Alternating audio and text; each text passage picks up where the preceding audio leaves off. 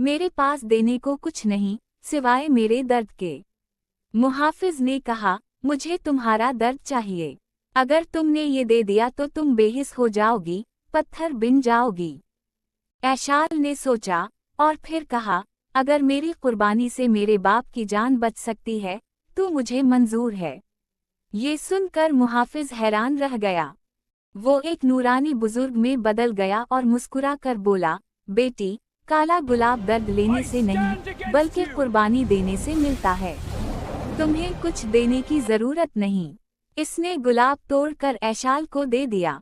ऐशाल फौरन वापस रवाना हुई।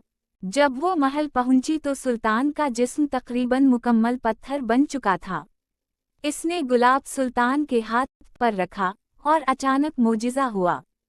काला गुलाब सफ़ेद हो गया और इससे रोशनी निकलने लगी। सुल्तान का जिस्म आहिस्ता आहिस्ता दोबारा इंसान बनने लगा और चंद लम्हों में वो मुकम्मल सेहतयाब हो गया।